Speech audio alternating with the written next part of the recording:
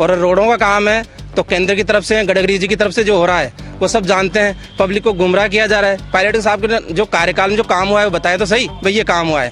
कांग्रेस ने बहुत कुछ सही फैसला किया है। माननीय पायलट साहब ने यहाँ पर 5 साल अच्छा काम किया है और निश्चित रूप से उनको विजय प्राप्त होगी। पहले से ज्यादा वोटों से जीतेंगे, क्योंकि पायलट जी जब पिछली बार यहाँ से जब चुन के गए थे तो एक टोंक की आम जनता आज भी अपने आप को ठगा हुआ सा महसूस करती है। वो पार्टी चाहे कोई भी हो, वो भाजपा का मतदाता हो चाहे कांग्रेस का मतदाता हो, दोनों ठग। अब सचिन पायलट का नाम सामने आ चुका है, तो क्या उम्मीद की जा रही है जबकि उनको दोबारा कैंडिडेट बनाया गया है, तो क्या लगता है कि ये पार्टी का चयन जो है वो सही था? देखिए, सबसे पहले हम आपका नाम जानना चाहेंगे। दिनेश चौरसिया। आपका प्रोफेशन के बारे में जानना चाहेंगे। मैं प्रॉपर्टी डीलर। देखिए, क्या लगता है सचिन पायलट को दोबारा कांग्रेस ने यहाँ कैंडिडेट बनाया है, तो ये कांग्रेस का सही फैसला लग रहा है आपको? कांग्रेस ने बहुत कुछ सही फैसला किया है। माननीय पायलट साहब ने यहाँ पर 5 साल अच्छा काम किया है और निश्चित रूप से उनको विजय प्राप्त होगी। पहले से ज्यादा वोटों से जीतेंगे वो। जीत का दावा क्या है? पहले अगर वो 54,000 से जीते थे तो अब के कम से कम 70,000 से ऊपर जीतेंगे। इसका कारण ये है कि पिछली बार जो 5 साल गुजरे हैं इस पायलट साहब ने यहाँ विकास किया है।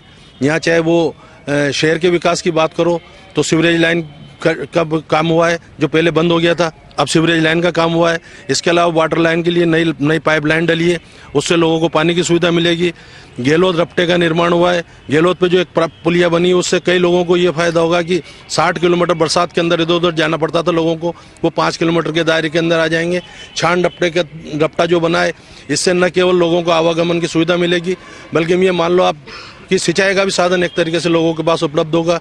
इसके अलावा टोंक शहर के लिए उन्होंने अल्पसंख्यक छात्रावास का निर्माण करवाया है, इससे अल्पसंख्यक छात्रों को लाभ मिलेगा। मेडिकल कॉलेज के लिए पैसा लाए, मेडिकल चयन सही माना जाए? बिल्कुल चयन सही है। देखिए, भाजपा में अभी तक कैंडिडेट का चयन नहीं हो पाया है, क्या उम्मीद कर रहे हैं इसको लेके? क्या लगता है भाजपा में कड़ी प्रतिस्पर्धा है? सबसे पहले नाम भी बता दीजिए। शैलेंद्र शर्मा, बार प्रेसिडेंट टोंक।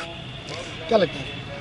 यदि उनको टिकट देना होता किसी स्थानीय उम्मीदवार को तो अब तक टिकट दे दिए थे।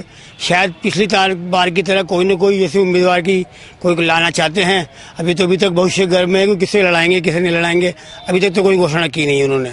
किस पे निगाह हो सकती है, लग रहा है कुछ ऐसा? यहाँ पर लोगों की मांग तो स्थानीय की है, लेकिन स्थानीय को टिकट देना होता तो अब तक घोषणा कर चुके होते वो लोग, अब तक घोषणा की नहीं है। ठीक है, आपका नाम जानना चाहेंगे हम? ब्रजराज शर्मा। ब्रजराज जी, भाजपा के सामने क्योंकि सचिन पायलट इतना बड़ा नाम है कि एक समस्या पैदा हुई, कौन प्रत्याशी हो? किसने कह दिया बड़ा? किसने कह दिया बड़ा नाम है? अंदर किसका आधार क्या बने? किया है जो बड़ा नाम है। बड़ा नाम होता तो काम करते। यहाँ पे शिक्षा का अभाव है, इस चक्कर में कई व्यक्ति ये कह देते हैं कि मेडिकल कॉलेज लाए हैं। मेडिकल कॉलेज केंद्र की तरफ से आती है साहब, पढ़े लिखे व्यक्ति सब जानते हैं। और रोडों का काम है तो केंद्र की तरफ से, गडकरी जी की तरफ से जो हो रहा है वो सब जानते हैं। पब्लिक को गुमराह किया जा रहा है। पायलट साहब के जो कार्यकाल में जो काम हुआ है वो बताए तो सही भाई ये काम हुआ है। उन्होंने तो जयपुर से दिल्ली और दिल्ली से जयपुर लड़ने से काम है, इनके अलावा कोई काम हुआ ही नहीं। देखिए, बात ये आती है कि सचिन पायलट यहाँ से चुनाव लड़ने जा रहे हैं, तो क्या सोचते हैं कि पायलट साहब किन मुद्दों को लेकर यहाँ जनता के बीच में आए कि भाजपा उनके सामने फिर भाजपा को दिक्कत है, भाजपा भी कुछ मुद्दे लेके आएगी, क्या हो सकता है? आज ये टोंक का सौभाग्य है कि हमारे यहाँ से माननीय सचिन जी पायलट राष्ट्रीय स्तर के नेता, टैलेंट पढ़े लिखे और उसके अलावा उन्होंने यहाँ पर इतना काम किया है और इतने बढ़िया नेता है कि टोंक का सौभाग्य है कि हमें पायलट साहब टोंक के लिए मिले और हमें उनको भरपूर समर्थन देना चाहिए और हम भरपूर समर्थन देंगे। पहले से ज़्यादा वोटों से सचिन पायलट साहब जीतेंगे यहाँ से। देखिए, बात यह है कि हार जीत तो सब अभी बात की बात है, लेकिन मुख्य मुद्दा ये हो रहा है कि आपके पास कई पार्टियां मैदान के अंदर हैं, ठीक है ना? तो क्या लगता है कि वो पार्टियां जो भाजपा या कांग्रेस का समीकरण बिगाड़ेंगी? भाजपा और कांग्रेस का समीकरण कोई भी पार्टी नहीं बिगाड़ेगी, केवल कांग्रेस और भाजपा ही रहेगी। इसमें क्या होता है, कांग्रेस का पलड़ा थोड़ा सारा भारी है क्योंकि सचिन जी पायलट एक महत्वपूर्ण व्यक्ति है। केंद्रीय मंत्री भी रह चुके हैं, राजस्थान के भी है, टोंक जिले में भी अच्छा विकास का कार्य कर ही रहे हैं। तो मेरी समझ में तो कांग्रेस का पलड़ा लगता है। सबसे पहले आपका नाम जानना चाहेंगे? नईमुद्दीन। देखिए, भाजपा ने 2018 के अंदर एक मुस्लिम कार्ड खेला। यहाँ से जो परंपरागत हिंदूवादी छवि थी उसको तोड़ के यहाँ से मुस्लिम कैंडिडेट यानी यूनुस खान को प्रत्याशी बनाया। जो कुछ परिणाम आया वो आपके सामने है। क्या लगता है भाजपा को ये प्रयोग दोहराना चाहिए? बिल्कुल दोहराना चाहिए ये प्रयोग, लेकिन ये प्रयोग तब सफल होगा जब यहाँ से कोई मुस्लिम स्थानीय कैंडिडेट हो, क्योंकि जनता की मांग ये है कि स्थानीय उम्मीदवार होगा तो वो थोड़ा बेहतर काम कर पाएगा और लोगों से कनेक्ट हो पाएगा। क्योंकि अब पिछली बार तो ये था कि पायलट साहब भी बाहर से ही थे और यूनुस खान भी बाहर से ही थे, तो वो दोनों ही बाहर के थे, तो जनता का मानस ऐसा नहीं रहा। फिर पायलट साहब क्या राष्ट्रीय नेता थे, सीएम चेहरा थे, और टोंक की जनता चाहती थी कि भाई टोंक का विकास हो, तो इसलिए सभी ने जो है पायलट साहब को चुना। मगर अब जो है समीकरण बदल गए हैं और अब सिचुएशन ऐसी है कि लोग ये चाहते हैं कि स्थानीय ही होना चाहिए और माइनॉरिटी का होगा, क्योंकि देखो 70,000 वोट हैं मुसलमानों के, तो पहला हक तो वैसे ये है कि माइनॉरिटी का बनता है। अब कांग्रेस ने तो डिक्लेयर कर दिया है, लेकिन अब बीजेपी अगर विचार करे और किसी स्थानीय माइनॉरिटी के कैंडिडेट को दे, अब ये तो देखो बीजेपी वाले बताएं कि कौन हो सकता है। बाकी कई चर्चा में है जो लगता है कि भाई वो आ सकते हैं। वैसे तो उड़ती उड़ती सी जो खबर चल रही है वो मोइन निजाम का नाम चर्चा में चल रहा है कि वो भाजपा उन पर ट्राई कर रही है और वो अच्छा टक्कर देने वाले उम्मीदवार हैं, अगर किसी भी सूरत से अगर बीजेपी उनको आजमाती है तो। देखिए, आपका नाम जानना चाहेंगे सबसे पहले हम? जी सर, मेरा नाम हेमराज सैनी है।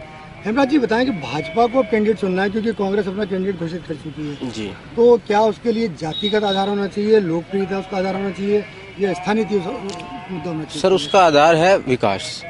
पिछले 5 सालों में जो कांग्रेस के राज में है, टोंक में कोई विकास नहीं हुआ है और यहाँ के स्थानीय लोगों ने, हमारी जो पूर्व सभापति थी लक्ष्मी जी जैन, उनका विकास देखा है। टोंक में उन्होंने काफी डेवलप करवाया है और इस बार भी जनता का यही राय है कि यहाँ का स्थानीय उम्मीदवार हो, उसके अंदर टोंक की जो जनता है वो लक्ष्मी जैन जी को पूरी तरीके से सपोर्ट कर रही है। देखिए, तो शहर की बात है क्योंकि मामला विधानसभा क्षेत्र का है, तो कैसे लगता है कि वो दावेदार हो सकती है इसके लिए अच्छी? सर, उन्होंने एक जो क्षेत्र, उनको एक टोंक शहर मिला खाली, उसके अंदर उन्होंने अपना एक छोटे से पद पे, कोई चेयरमैन का कोई ज्यादा बड़ा पद नहीं होता, उसके अंदर उन्होंने काफी विकास कराया है। अगर वो विधानसभा के अंदर आती है तो हम उनसे उम्मीद करते हैं कि वो अपने पूरे क्षेत्र का अच्छे से विकास कर सके। देखिए, भाजपा में सबसे पहले आपका नाम जानना चाहेंगे? नीलिमा सिंह आमेरा। देखिए, भाजपा में ऐसा कौन सा चेहरा हो सकता है जो सचिन पायलट साहब को टक्कर दे सकता है? क्योंकि समस्या वही है कि जो उनका राजनीतिक कद, फिर एक बार माना जा रहा है कि कहीं वो सीएम पद के दावेदार हो जाएं बाद के अंदर, लोगों में कहीं न कहीं ये है, तो ऐसा कौन व्यक्ति टक्कर दे सकता है? सबसे पहली बात तो मैं अपनी कहना चाहूंगी कि लोकतंत्र है और लोकतंत्र में जनता तिलक लगाती है और लोकतंत्र में हम आम जनता को राजा नहीं चाहिए होता है, नेता नहीं चाहिए होता है, बेटा चाहिए होता है, जो हमारे आम जन में से निकल कर आए, जिसको हमारी एक एक गली गली का, घर घर का नक्शा, जिसकी आंखों में हमेशा उसके टिप्स पे रहे व्यक्ति का नाम। क्योंकि पायलट जी जब पिछली बार यहाँ से जब चुन के गए थे तो एक टोंक की आम जनता आज भी अपने आप को ठगा हुआ सा महसूस करती है। वो पार्टी चाहे कोई भी हो, वो भाजपा का मतदाता हो चाहे कांग्रेस का मतदाता हो, दोनों ठगे हुए, क्योंकि दोनों अपने क्षेत्र के विकास को देखना चाहते हैं, अपनी समस्याओं का समाधान चाहते हैं। और मैं समझती हूँ कोई सी भी पार्टी के मतदाता के किसी भी क्षेत्र में पायलट जी इसमें सफल नहीं हो पाए हैं क्योंकि उनका जनता से लगाव नहीं हुआ। वो जब भी आए तो मैं समझती हूँ कि 5 साल में मात्र उनकी टूर हुए होंगे तो 6 टूर हुए होंगे, और वो भी जैसे कोई बड़ा कोई सेलिब्रिटी आ रहा हो, होर्डिंग लग रहे हैं। अरे भाई, वो विधायक है, यहाँ की जनता ने उनको चुना है, उनको यहीं रहना चाहिए था, जनता के बीच में रहना चाहिए था, जनता की आवाज बनना चाहिए था। और इसीलिए सबसे बड़ा मुद्दा होता है स्थानीय। इसलिए मैं ये समझती हूँ कि इस बार जो पार्टियां चाहे बड़ी हो छोटी हो, आप जिन स्थानीय पार्टियों का, जो छोटी पार्टियों का जो मुद्दा उठा रहे हैं, वो भी मैं समझती हूँ अगर जनता चाह ले, उनको लगता है कि ये व्यक्ति हमारे अपने में से बीच में हमारे परिवार के व्यक्ति है, हमारी बात हमेशा सुनाई होगी या हमारी आवाज बन सकता है, तो वो कोई भी व्यक्ति हो वो यहाँ से बाजी मार सकता है। क्योंकि पायलट और हवाइयों पे नहीं चली जाती। आज आप टोंक में निकल के देखिए, सड़कों पे जो घूघरी बिछाते हैं ना, काफले बाजार में आप जाके देखिए, 5 इंच छोड़ दी, 6 फीट छोड़ दी, 3 फीट पे से वो घूघरी की तरह वो दाने दाने बिखरे पड़े गिट्टी के, वो सड़कें डाल रहे हैं। ये क्या हो रहा है? एक रोड है यहाँ से इस सवाईमाधोपुर सर्किल से लेके और चंद्रलोक फ्लाईओवर तक चले जाइए, इस सड़क को इन पिछले 4 सालों में 4 बार बनाया गया, 4 बार उखाड़ा गया। क्यों भाई? पैसा किसका था? कभी नगर। कौन कैंडिडेट हो सकता है? भाजपा में कोई भी कैंडिडेट हो, बस बात जनता ये देखेगी कि हाँ हमारा स्थानीय कोई व्यक्ति। देखिए, सबसे पहले आपका नाम जानना चाहिए? सीताराम सेन। सीताराम जी, देखिए, मैं ये जानना चाहूँगा कि इस बार कई राजनीतिक पार्टियां भी आ रही हैं, तो आप मुख्य मुकाबला किन पार्टियों में मानते हैं? और लगता है पूरी पार्टियां हैं तो दूसरी आ रही हैं, देखिए, वो समीकरण बिगाड़ेंगे कहीं न कहीं? बिल्कुल समीकरण बिगाड़ेगी। पब्लिक जानती है, जनता सब देख रही है। जनता को ऐसा आदमी चाहिए जो विकास करवाए। हमारे टोंक क्षेत्र में सबसे बड़ी जो समस्या है वो बेरोजगारी है। ऐसा कोई उद्योग धंधे नहीं है टोंक में। बड़े बड़े नेताओं के दावे करते हैं ये बड़ा है वो छोटे हैं। सबसे बड़ा जो नेता है वो है जनता की समस्याओं को समाधान करे। जनता, कोई भी आदमी अपनी छोटी से छोटी समस्या भी ले जाकर जो प्रत्याशी के पास जा सके, ऐसा नेता चाहिए जो अगर मान लीजिए शहर में लाइट नहीं आ रही ना, तो प्रत्याशी के घर पे भी लाइट नहीं आए तो उसे एहसास होगा अंधेरा कैसे रहता है। एक प्रत्याशी मान लीजिए समय पे नजर ही नहीं आए, अपनी समस्या यहाँ पर धरना प्रदर्शन करके बैठे हैं और वो नजर नहीं आए, तो इसे प्रत्याशी से मतलब भी क्या है। तो यहाँ स्थानीय होना चाहिए ताकि आम जनता के बीच हो, ताकि विकास करे तो पहली पूर्व चेयरमैन साहब ने शहर में विकास किया लोगों ने। सबसे बड़ी बात है मोदी जी ने स्वच्छ अभियान चालू किया। उस दौरान टोंक शहर में ऐसी भावना फैल गई आम जनता की, अगर चाय भी पीते ना तो वो डिस्टर्बेंस देखते थे कि कहाँ डालना है। आज वो स्थिति बिगड़ चुकी है, लोग चाय पियर फेंक देते रोड पे, क्योंकि ऐसा प्रत्याशी हो ताकि लोगों के बीच का रहे और लोगों की भावना समझ सके। देखिए सबसे पहले आपका नाम जानना चाहेंगे। विजय कुमार जैन। देखिए इस बार जो है AIMM, SDPI, आज़ाद समाज पार्टी, आप और RLP, ये पार्टियां भी दस्तक दे रही हैं कि भाजपा और कांग्रेस के लिए कहीं ना कहीं चुनौती बनेगी। तो क्या सोचते हैं कि ये कितना समीकरण बिगाड़ेंगे इन दोनों पार्टियों का? कोई बहुत ज़्यादा समीकरण बिगाड़ते मुझे नहीं लग रहा कि ये बिगाड़ पाएगी, क्योंकि इन लोगों ने अभी प्रवेश ही किया है और परंपरागत तरीके से जो दोनों पार्टियां लड़ती आई है राजस्थान में, उससे ज़्यादा कोई ज़्यादा प्रभावित अन्य सीटों भी नहीं कर पाएगी। आपका नाम जानना चाहेंगे। रामोतार धावाई। देखिए बात यह है कि भाजपा के अभी तक कैंडिडेट तय नहीं कर पा रही, लगता है भाजपा के अंदर कहीं ना कहीं सिर्फ फुटबॉल है टिकट अपने नाम को लेके। तो क्या लगता है कि ये सब क्या चल रहा है और कौन यहाँ कैंडिडेट भाजपा को नैया पार करा सकता है अगर कुछ होता है? देखिए भारतीय जनता पार्टी में कैंडिडेट तय हो चुका है, बस केवल उसकी घोषणा होना बाकी है। आपको मैं बताना चाहूँगा 2013 में यहाँ से स्थानीय उम्मीदवार के रूप में अजीत सिंह मेहता को टिकट दिया गया था। उन्होंने 5 साल में हर गांव हर ढाणे में चिकित्सा, शिक्षा, सड़क और इसके अलावा जो भी मूलभूत आवश्यकताएं होती है उसके ऊपर उन्होंने पूरा फोकस किया, काम किया। इसी के आधार पर आज उन्होंने पिछली बार भी उनको टिकट मिला, लेकिन एंड टाइम पे उनका टिकट काट दिया गया। उसके बावजूद वो फील्ड में सक्रिय रहे और आज उनकी लोकप्रियता इतनी है कि पब्लिक उनको चाहती है।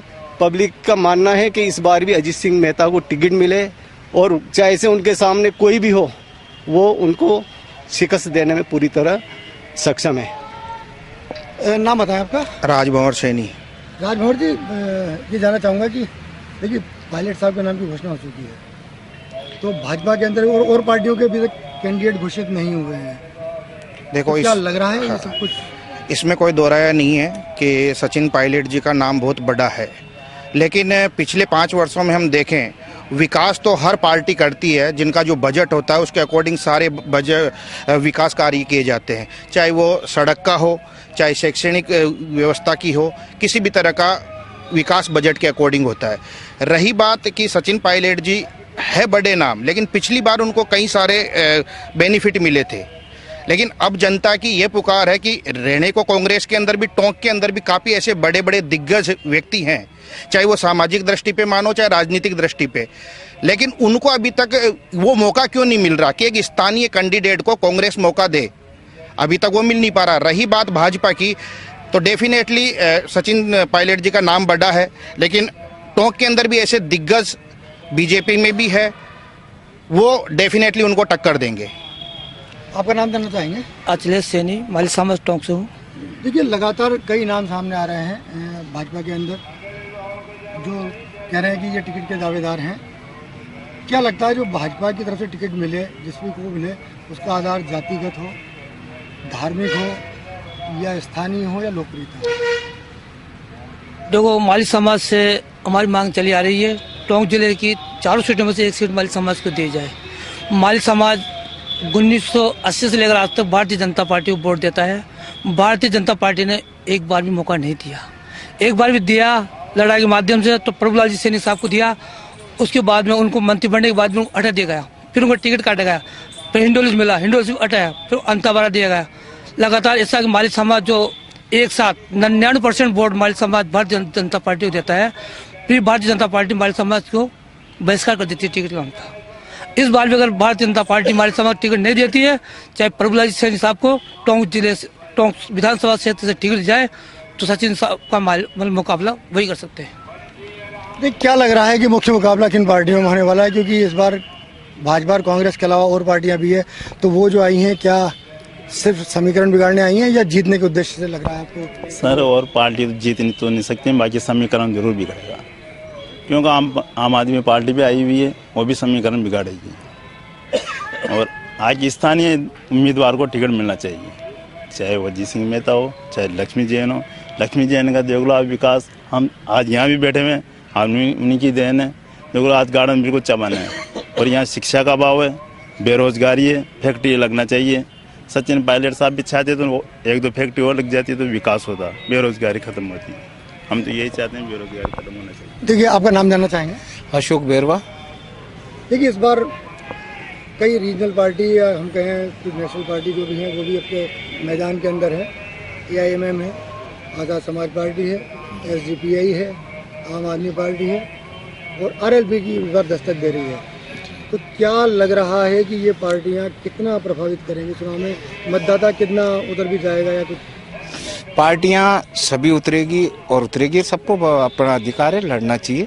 और जितने भी दल हैं उनको एक साथ हर अपना प्रेजेंटेशन दिखाना चाहिए। सबसे बड़ी बात ये, तब जाकर संबंधित सरकारों को ये पता चलता है कि हम पीछे होने वाले हैं, सबसे बड़ी। और जहां विकास की बात करते हैं हम, तो पिछले 30 साल का इतिहास मुझे अच्छे तरह पता है। जिस रपटे की बात कर रहे हैं, वो रपटा ध्यान हो तो हर 5 साल में 3 साल में हर उसी पार्टी का अध्यक्ष द्वारा, ठेकेदार द्वारा ठेका लेकर बनाया जाता था और एक बारिश में बह जाता था। ये सिर्फ एक आत्मा संत की बात है। रही बात ये रपटा जो अब बन रहा है, ये एक विकास की कड़ी है और किसी एक पार्टी को सिरे नहीं लेना चाहिए। जहां विकास की बात करते हैं तो आज क्या है कि यहाँ पे जो आम मतदाता के गले में एक पुड़ी पसी हुई है। पुड़ी का मतलब है कि फ्री की रोटी, तो विकास की बात करेगा नहीं वो। विकास से मतलब नहीं, जो फ्री की रोटी मिल रही है। और विकास की बात वो करेगा जो कि हमसे एक समझदार और शिक्षा के क्षेत्र में आगे बढ़ना चाह रहा है। वो व्यक्ति विकास की बात करेगा तो उसको एक राजनीतिक अमली जामा पहनाकर उसको इग्नोर कर देते, उसके विचारों को इग्नोर कर देते। आज समाज में टोंक विधानसभा क्षेत्र में 52,000 SC मतदाता है, जिसमें से बेरवा मतदाता 32,000 मतदाता है। लेकिन अभी तक इन्होंने कहा कि हम इतने हजार हैं, उन्होंने कहा हम 70,000 हैं। मात्र लगभग इनके 60,000 के आसपास मुस्लिम मतदाता आज की तारीख में, करंट मतदाता में। हमने तो मांग नहीं करी अभी तक। 52,000 में से 32,000 मतदाता एक चौक। और जब यह हम निर्णय करेंगे तो वो निर्णय एक विशाल और एक निर्णायक भूमिका पे हम जाने वाले हैं। और लोग कहते हैं ना कि एक बड़े से बड़े राजा की मौत कैसे होती है, कभी कभार चौकीदार से भी मौत हो जाती है। तो ये थे यहाँ के स्थानीय व्यक्ति जो कि हर समाज के हर वर्ग से आए थे। सभी वर्गों के लोगों ने अपनी राय खुलकर दी है। उन्होंने कहा कि वो किस तरह का कैंडिडेट चुनना चाहते हैं, किस तरह का प्रत्याशी है भाजपा चुने और किस तरह का विकास कार्य पहले हुआ। लेकिन कुल मिला के बात यह है कि प्रदेश के 200 विधानसभा सीटों के अंदर टोंक विधानसभा क्षेत्र उन विधानसभा क्षेत्रों में है जहां पूरे प्रदेश और देश की निगाह रहने वाली है, क्योंकि यहाँ से सचिन पायलट फिर से मैदान में हैं।